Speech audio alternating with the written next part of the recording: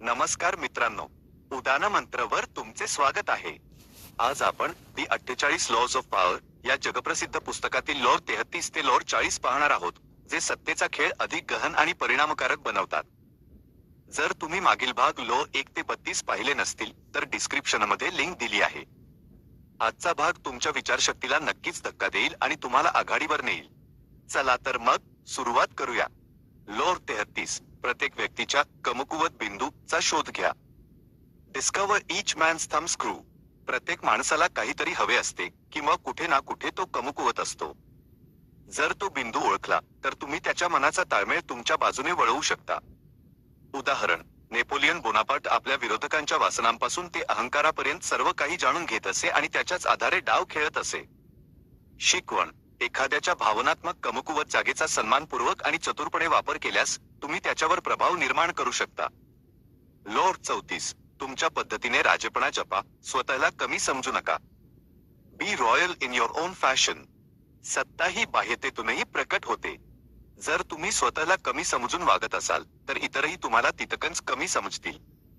उदाहरण, राणी एलिझाबेथ पहिलीने स्वतःचं अभिजात व्यक्तिमत्व अशा पद्धतीने उभं केलं की लोकांनी तिला फक्त राणी म्हणून नाही तर सत्तेचं प्रतीक मानलं. शिकवण, तुमच्या स्वतःच्या असामान्यतेवर विश्वास ठेवा.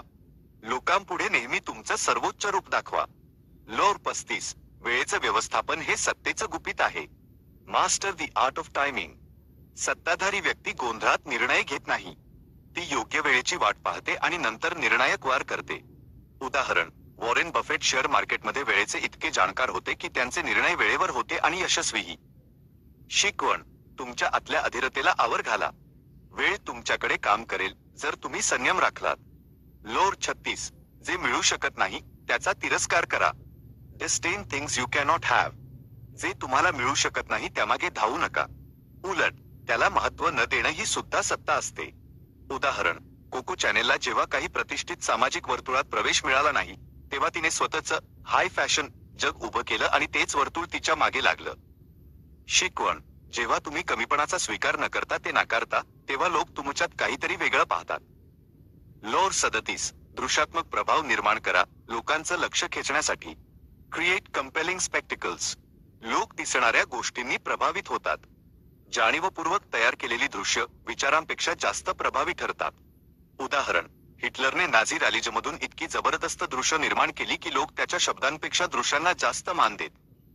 शिकवण, कधी कधी दृश्यशक्ती हीच राजकारणात किंवा व्यवसायात यशाचं शस्त्र ठरते. लॉ 38, स्वतःचा विचार ठेवा पण वागणं लोकांसारखं ठेवा. Think as you like but behave like others. गर्दीतून उठून दिसणं चांगलं पण अति वेगळं वागणं धोका ठरतो.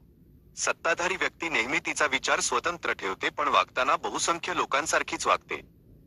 उदाहरण, गॅलिलिओने चर्चविरोधात थेट मत न देता आपल्या वैज्ञानिक सिद्धांतांना धार्मिक शब्दांत मांडलं.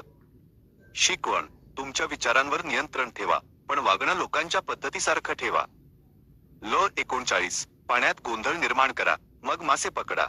स्टर up waters to catch fish. संकट, भीती किंवा गोंधळ यांच्यातून अनेकदा सत्ता निर्माण होते. समोरच्याला अस्वस्थ करून त्याच्या निर्णय क्षमतेवर परिणाम करावा. उदाहरण, निकोलो मॅकेवेली राजकीय अस्थिरतेचा वापर करून सत्ता मिळवणाऱ्यांना मार्गदर्शन करत असे. शिकवण, संकट घडवून त्यातून फायदा कसा मिळवायचा ही सत्ता खेळणाऱ्याची कला असते. लॉ 40, फुकटच्या गोष्टींकडे अवहेलनेने बघा. Despise the free lunch. फुकट मिळणारं हे अनेकदा सापळा असतो. जेव्हा तुम्ही किंमत देता तेव्हाच तुम्ही सत्ताधारी होता. उदाहरण, थॉमस एडिसन नेहमी म्हणायचे, फुकट काहीच नसतं, किंमत द्यावीच लागते.